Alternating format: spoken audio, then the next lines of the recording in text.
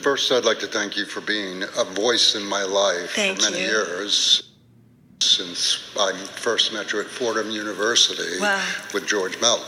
Wow, thank you. But currently, I've been dealing with cancer and going through chemo the last 8 months. But what I'm having a problem with is the anger that's coming up for me. And tell me about the anger. It just kind of comes out of nowhere. I'm pissed at God. I'm tired of being sick. I'm tired of not tasting food. It's everything. And I think I've handled it all really well. But like I said, this inner anger will come up at the oddest times. And I understood that when they had me on a lot of steroids. And my moods and stuff were going kind of like crazy. But I really want to let go of that. Is there anybody here who might have anything to say? What is your name? Gary. Is there anybody here who has been through an experience such as Gary? Do you have your hand up, Charles? I was hoping you would. Hold on. Can somebody give Charles Gary, Charles, you want to come over here and then we can all be together a little bit? Sure.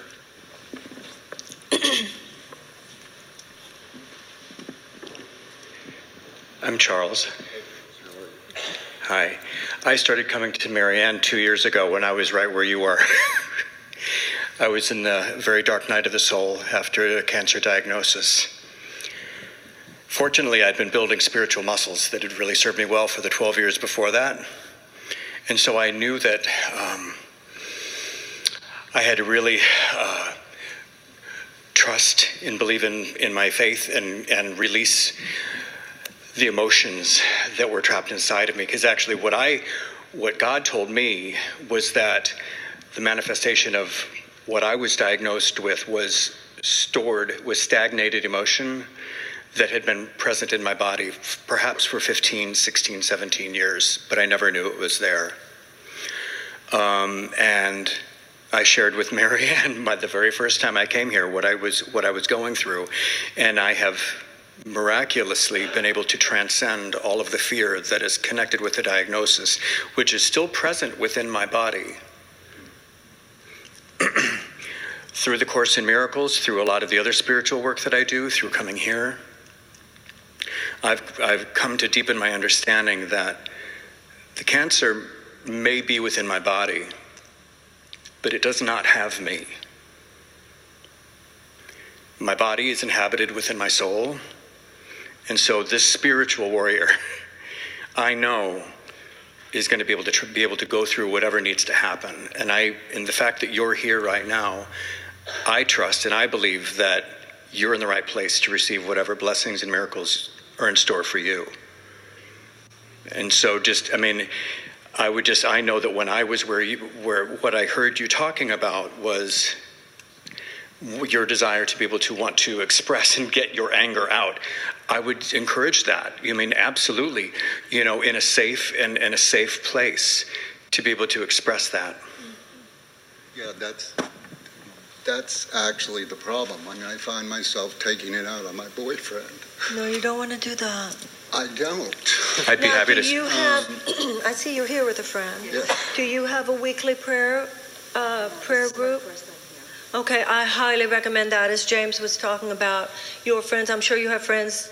Is there anything I can do? I have amazing. Okay, ask them. Amazing okay, support. So start like a Sunday morning or a Saturday afternoon, whatever it is. I just need somebody to hit. No, that's actually not what you need, Bobby. Maybe your pillow to hit. But you don't need something to hit. But if you will ask someone, your friends who you feel moved to, if they would be willing to do a weekly prayer call. And all that you need to do is have somebody at the opening of the call say a prayer for you. And people share, and people say a prayer. And probably, Bobby, when you do this, there will be someone, I don't know if it's you, I don't know if your background with this, somebody will feel, I'll be glad to sort of take that on and be the one who says the prayer. There's no right way or wrong way to pray. But that's a very, very powerful thing to do. And when you go to chemo, do you have people who go with you and sort of turn it into a party? No. I had people go with me, but quite honestly, it's a very comfortable so you're okay with that. I think in that experience, there's a lot to really letting your friends be there for you. You know, sometimes I have a friend who went through lung cancer, and one of the things that she has said is, I never knew how loved I was. I never knew how loved I was. You know, friends who said, I'll bring by dinner, friends who went with her to get chemo, those of us on the prayer call, and she has said that repeatedly, I never knew how loved I was. Really let your friends be there. Unfortunately, this is such an epidemic that there are a few of us who actually don't at some point or another know someone who's dealing, if not with cancer, then with some serious illness. And it's one of those things that's an example of the way we keep life at bay. Show up for people. If you have a friend with cancer, no, there's not something more important to do tonight, right? This is how the ego robs us of life.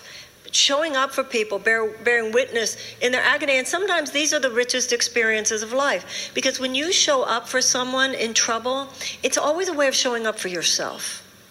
We are a shallow generation of people. Because it's not like terrible things aren't happening. It's just that we're not showing up for the terrible things, which is then making more terrible things happen. Because we're not living life, even everything that's happening politically, everything that's happening environmentally, everything that's happening socially in our society today. Where were we? Well, we weren't inhabiting life as deeply as we need to. And so when things happen that call on you to really show up, it's what the ego says, oh, this is not convenient. But once again, going back to what we're talking about tonight, if it's happening, it's a blessing for you. So if your friend has cancer, your showing up for them is not just a blessing for them, it's a blessing for you. Does that make sense? So I hope, Bobby, we will pray for you. But then I also hope that you will really be open to your friends who ask, I would love to, just even starting with, could we have a weekly prayer call? Does that make sense? And James could perhaps share with you what his experience has been sort of setting that up. Make sense? Yeah. And then I know in this one that we did with my girlfriend, it became something it got so big, there were so many people that had to break it up because so many people were just getting so much from being on that call every Sunday morning. Does that make sense? Charles, you want to lead the prayer for Bobby? Oh, my goodness, Okay, certainly. why don't you? Certainly. My name's Gary, but... Your name's Gary? You say Gary. Okay. That's okay. Most loving and gracious God, and right now we ask you to bless Gary. We ask you to bless his body. We ask you to bless his emotions. We call forth the divine physician to intercede, to interject, to guide Gary through his thoughts, emotions, his words, and his actions each moment of each day from here on out, so he continues to learn how to take better and better and better care of himself, knowing that he is in your divine hands. We all know that this is absolutely possible in your great universe. We consider it done. And so it is, and together we all say, Amen. Amen. Thank you. Yes, ma'am.